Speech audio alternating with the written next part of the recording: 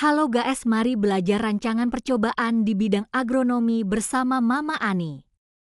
Jangan lupa subscribe dan jika kalian suka like dan tinggalkan jejak di kolom komentar.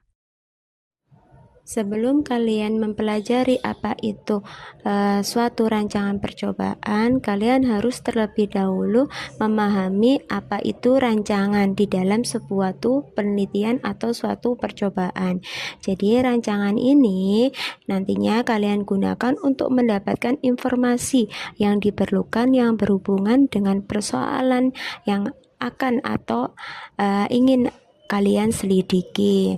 Jadi biasanya rancangan percobaan ini digunakan sebagai langkah-langkah yang lengkap sebelum suatu percobaan dilakukan, sehingga nantinya akan membawa penelitian kepada analisis dan kesimpulan yang objektif. Jadi rancangan percobaan ini digunakan untuk mendapatkan kesimpulan yang objektif pada penelitian atau percobaan yang sedang kalian selidiki nantinya. Kemudian di dalam rancangan percobaan terdapat istilah-istilah penting yang harus kalian pahami sebelum melakukan suatu percobaan. Yang pertama yaitu perlakuan. Apa sih perlakuan itu? Perlakuan ini merupakan suatu prosedur yang akan diukur pengaruhnya dan diperbandingkan satu dengan yang lainnya. Jadi perlakuan ini nantinya kalian terapkan pada percobaan atau penelitian yang kalian akan selidiki. Contoh, jika kalian ingin menguji 4 jenis media tanam, ada media tanam arang sekam, kokopit, kompos, dan pasir, di mana macam media tanam inilah yang nantinya disebut sebagai perlakuan. Jadi perlakuan kalian ada 4 jenis media tanam, yaitu arang sekam, kokopit, kompos, dan pasir. Kemudian contoh lagi, kalian melakukan penelitian mengenai 3 varietas bunga krisan, ada yang warna kuning, putih, dan pink, di mana varietas-varietas inilah yang disebut dengan perlakuan. Perlakuan sendiri dibagi menjadi 2, ada perlakuan yang bersifat kuantitatif, ada perlakuan yang bersifat kualitatif. Di mana perlakuan kuantitatif yaitu bentuk perlakuannya dapat dikualifikasikan atau dapat dihitung. Seperti apa? Seperti dosis pupuk, jarak tanam, panjang stek. Itu merupakan perlakuan kuantitatif yang dapat dihitung. Sedangkan perlakuan kualitatif yaitu bentuk perlakuan yang tidak dapat dikuantifikasi atau tidak mempunyai nilai. Contohnya apa?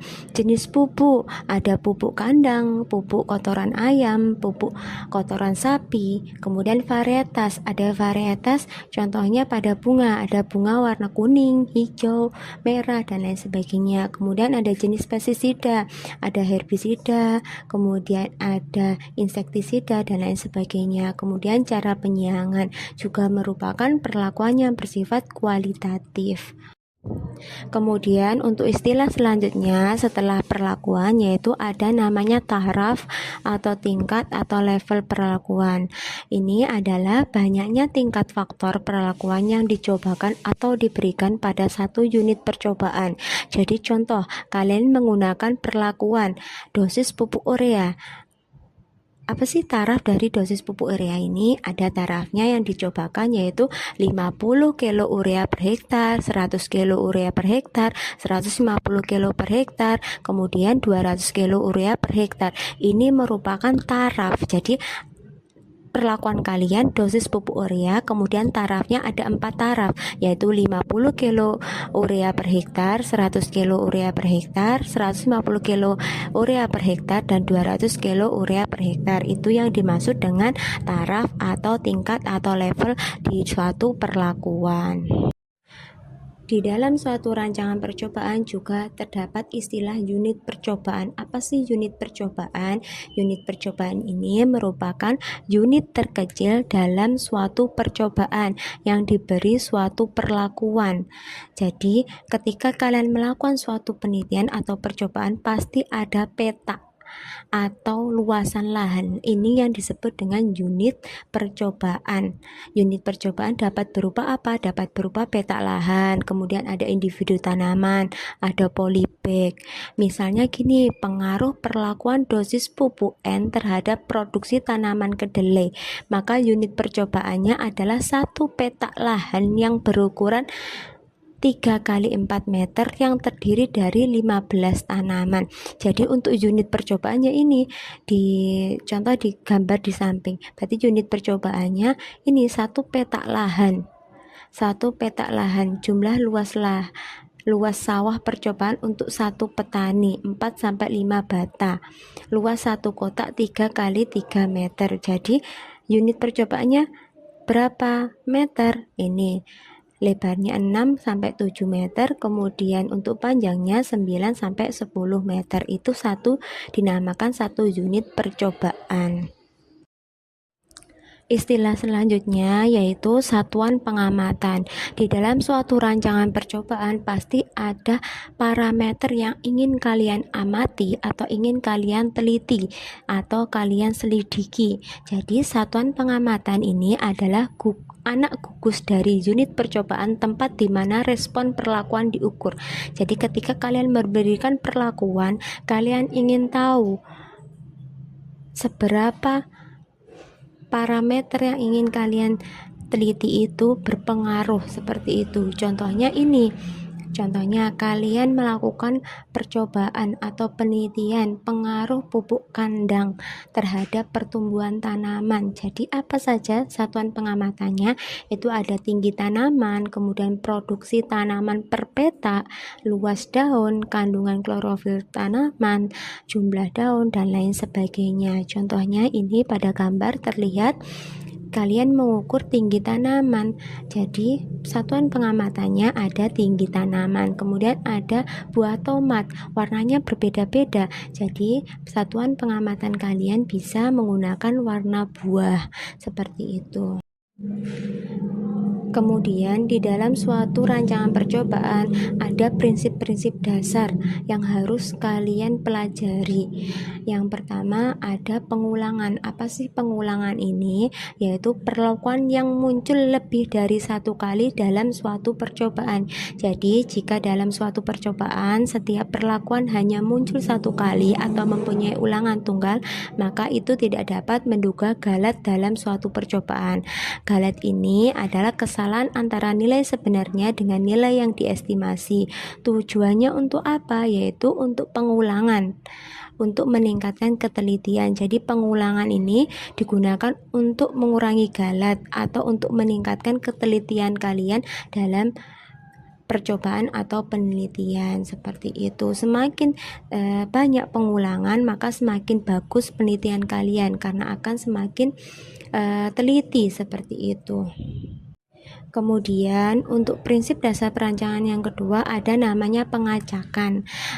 Untuk pengacakan ini adalah proses untuk memasangkan masing-masing level pada tiap faktor dengan acak dalam suatu percobaan. Artinya apa? Setiap unit percobaan itu harus memiliki peluang yang sama kepada masing-masing satuan percobaan untuk dikenakan perlakuan.